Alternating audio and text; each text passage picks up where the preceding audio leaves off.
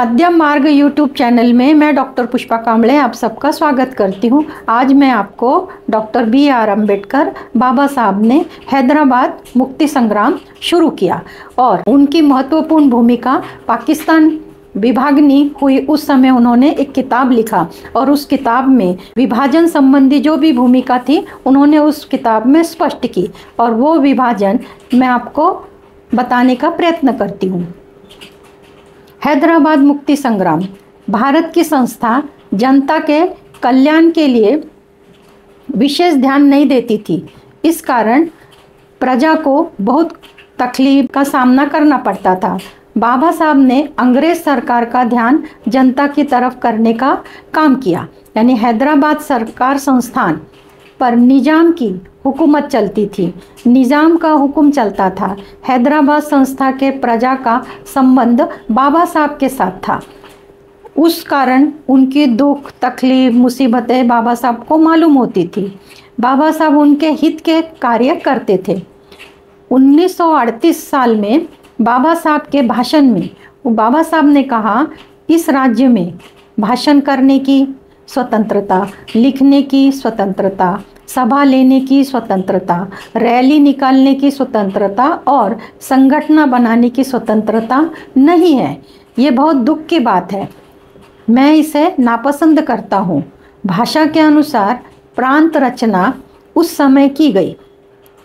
हैदराबाद संस्थान का विभाजन करके मराठवाड़ा विभाग महाराष्ट्र को जोड़ा जाए, ऐसी सूचना आदेश किया गया। आगे उसी प्रकार विभाजन किया गया। निजाम की कोशिश थी कि हैदराबाद को सार्वभौम इस्लामी राज्य बनाना। कार्यकारी मंडल में और असेंबली में भी मुसलमानों की संख्या अधिक रखी गई। इस बात का बाबा साहब ने जोरदार विरोध किया। ये बात बाबा साहब को मान्य नहीं थी। हैदराबाद संस्थान में गुलामी से मुक्ति संग्राम 1938 साल से शुरू किया गया। अनेक जगहों पर संस्थानिक के विरुद्ध उठाव किए गए। चूड़ियाँ, धेड़, मागिया, मांग, ये समाज हैदराबाद के जुल्म के विरुद्ध बंड में शामिल हुए थे।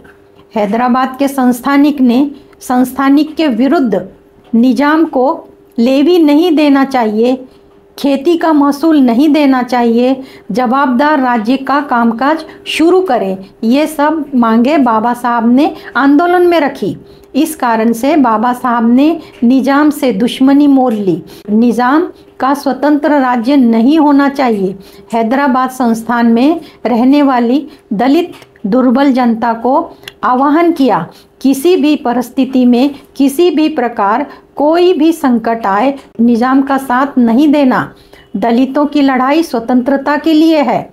निजाम ये स्वतंत्रता का शत्रु है। हैदराबाद संस्थान में हिंदी संघराज्य में शामिल होना चाहिए। इसके लिए आपकी जिद होनी, आग्रह होना जरूरी है या चाहिए। मातृभूमि की स्वतंत्रता और अखंडता कायम रखने के लिए हम सब ने मिलजुल कर स्वतंत्रता की लड़ाई के लिए तैयार रहना चाहिए। बाबा साहब की पाकिस्तान के बारे में भूमिका। हिंदू धर्म और इस्लाम धर्म, इनके बीच का जो संघर्ष है 800 साल पुराना चलता आ रहा है। अभी तक स्पष्टता नहीं है। ब्रिटिश सरकार ने मुसलमान लोगों की मतभेद प्रवृत्ति को बढ़ावा दिया। 1940 साल में मुस्लिम लीग पाकिस्तान प्रस्ताव पारित हुआ। इसके बाद बाबा साहब ने पाकिस्तान और पार्टीशन ऑफ इंडिया यह पुस्तक लिखा।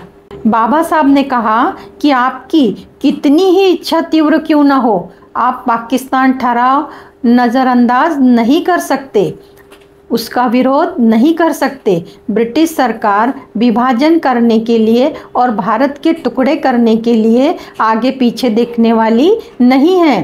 पाकिस्तान की जो मांगे हैं उसके लिए ब्रिटिश सरकार विरोध में है। उन पर हुक्मशाही करेगी, उन पर दबाव लाएगी।